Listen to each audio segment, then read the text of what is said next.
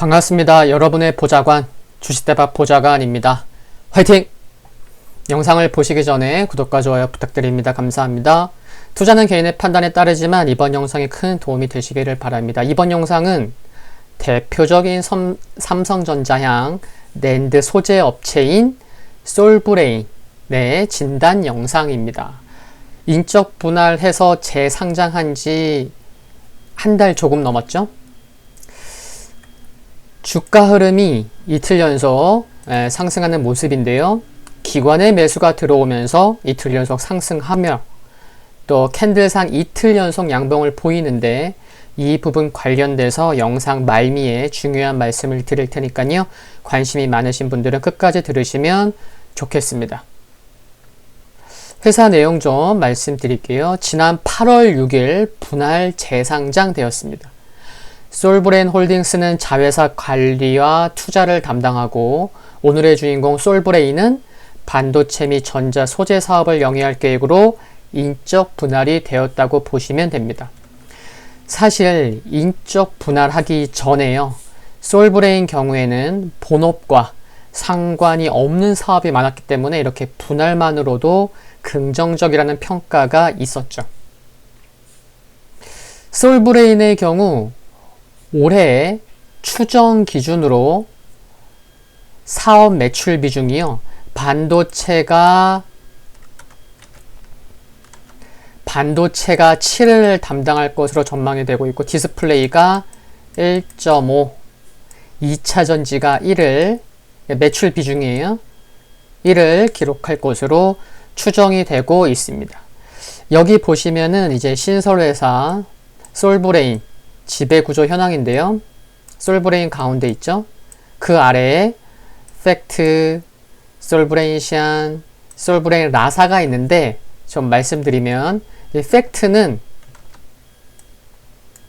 반도체 및 디스플레이 관련 화학재료 제조 및 판매를 하고 솔브레인 시안은 이 시안이 중국이죠. 중국 시안에 있는데 반도체 공정 재료 생산 및 판매를 하고 솔브레인 라사는 반도체 제조용 고순도 인산 생산 및 판매를 한다고 보시면 되겠습니다.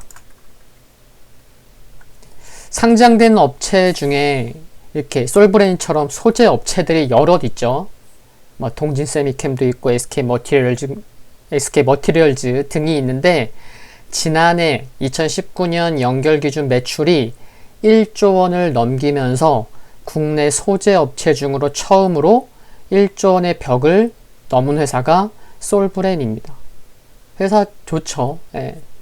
실적을 살펴보면 인적 분할 후의 기준 분기 손익계산서는 공개하지 않았지만 추정해 보면 2분기 매출액은요 2,073억 원, 영업이익은 510억 원으로 1분기 대비해서 모두 매출, 영업이익 개선된 것으로 예상되고 있습니다. 그래서 올해 전체 실적은 얼마가 예상이 되냐면 매출이 8,717억 원, 영업이익은 2,003억 원이 전망이 되고 있습니다. 많은 분들이 아시겠지만 최근 반도체가 고집적화 또 초방막화 되어가고 있는 가운데 3D 낸드 고단화에 따른 애천트 수요가 구조적으로 증가할 것으로 전망이 되면서 이에 따라 불산계 인산계 시가격이 크게 증가할 것으로 전망이 되고 있습니다. 제가 지금 어떤 수요가 증가한다고 말씀을 드렸죠? 애천트 수요가 증가한다고 말씀을 드렸잖아요. 구조적으로 증가할 거다라고. 근데 애천트가 뭐죠? 애천트는 반도체 및 디스플레이 회로 패턴 형성 과정에서 불필요한 부분, 불필요한 회로를 벗겨내는 식각 공정에서 사용되는 식가액을 말합니다. 식각 공정을 우리는 또 애칭 공정이라고도 하죠.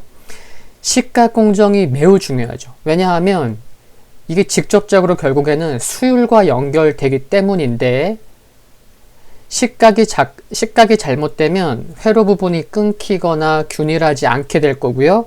그러면 생산된 반도체 칩에 오류가 생겨서 원하는 동작이 안 되겠죠. 그러면 자연스레 수율은 나빠지는 거죠. 그러니까 시가 공정이 굉장히 중요합니다. 잠깐 삼성전자와 관련된 말씀을 드리면 솔브레인은 삼성전자와 함께 특정 물질만 선택적으로 녹여내 웨이퍼 위에 정확한 회로를 그릴 수 있게 해주는 고선택비 인산을 세계 최초로 함께 개발하기도 했습니다. 이처럼 고객사들은 공정 능력 향상을 통한 원가 절감 등의 목표 달성을 위해 기능성 시가격에 대한 수요가 높죠. 높을 수밖에 없어요. 근데 솔브레인이 다양한 기능의 시가격과 세정액 솔루션을 개발하고 공급하고 있다고 보시면 되겠습니다. 2차 전지도 관련이 있어요. 지금 제가 이렇게 가지고 나왔는데 주요 제품들을 2차 전지 재료 쪽에서는 핵심 소재 중 하나인 전해액을 생산하고 있을 뿐만이 아니라 또한 가스 발생 억제, 과충전 방지 등 2차 전지의 수명과 성능을 향상시킬 수 있는 다양한 기능성 전해액을 개발 및 공급하고 있습니다. 여기 전해액이 있고요. 여러 단자 등이 주요 제품이라고 보시면 되겠습니다. 그리고 마지막으로는 정부의 전자 소재 국산화 모멘텀도 생각해 볼 수 있겠죠. 일본 수출 규제 품목이 여러 개가 있는데 그 중에 하나인 불산의 경우는 공장 신증서를 통해서 솔브레인이 기존 대비 불산 공급량을 2배 늘린다는 방침인 것도 언론을 통해서 확인할 수가 있는 부분이고요. 이제 돌아와서 기술적인 부분, 흐름 등 살펴보겠습니다. 기술적으로는요, 여기 동그라미 쳐놨죠? 지난 9월 11일 금요일이었죠? 금요일 장중 저가가 재상장되었을 때 여기 재상장되었을 때 시가를 장중에 살짝 이탈하기도 했었어요. 금요일날. 근데 종가상 20만원 지켜지면서 이때 이후부터, 그러니까 어제부터 기관이 매수가 들어오는 것을 확인할 수가 있습니다. 보세요. 9월 11일 날 재상장된 날의 시가를 살짝 깨고 이후부터, 어제부터 외국인과 기관이 함께 들어오고 있다는 게 중요합니다. 그 말은 뭐죠? 쌍바닥으로 볼 수 있는 첫 번째 바닥이 재상장했을 때의 시가, 두 번째 바닥이 지난주 금요일. 그러니까 기관과 외국인이 쌍바닥으로 볼 수 있는 곳에서 함께 들어왔다 라고 설명이 되는 거고요. 또 외국인과 기관의 매수 타이밍은 기술적으로도 상당히 좋았다고 보여지는 거죠. 또 한 가지는 5일선과 21선 모습이 어떻죠? 5일선은 빨간색, 21선은 핑크색. 어떻죠? 예쁘다고요? 그런 거 말고 여기 보시면 이번 주 들어서 5일선과 21선이 동시 우상향으로 전환되는 게 보이시죠? 이번 주 들어서 5일선도 우상향 전환, 21선도 우상향 전환. 그러면 또 어떻게 설명할 수가 있는 거죠? 두 개의 이동평균선을 누가 우상향 시킨 거예요? 누가 우상향 전환시킨 거예요? 외국인과 기관이 함께 5일선과 21선을 우상향 시키고 있다라는 거죠.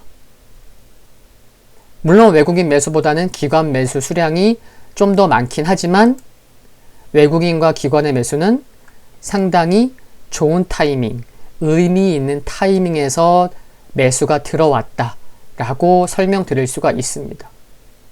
그러다 보니 외국인과 기관의 매수 타이밍 점수를 주자면 93점 주겠습니다. 앞으로 외국인과 기관 메이저의 수급에 많은 관심이 필요할 것으로 생각을 합니다. 좋은 타이밍에 들어와서 이평선을 돌리는 역할을 해줬기 때문에 그렇습니다. 그리고 시간은 걸릴 수도 있다고 보여지지만 추가 상승이 지속된다면 이 부분이 있죠. 재상장되고 이게 개파락이 나왔어요. 그쵸? 그렇기 때문에 기술적으로는 26만원에서 28만원 이 가격권에서는 물량 소화 과정이 필요할 것으로 생각되는 점은 참고하시면 좋겠습니다. 화이팅입니다. 이번 영상은 여기서 마치겠습니다. 도움되셨다면 구독과 좋아요 부탁드리고요. 영상물 아래의 좋아요 클릭은 큰 힘이 됩니다. 알림 설정에서 전체 알림 받기로 해 놓으시면 제가 올린 후에 신속히 확인하실 수 있습니다. 성공 투자하시기를 기원하겠습니다. 건강 유의하시고요. 감사합니다.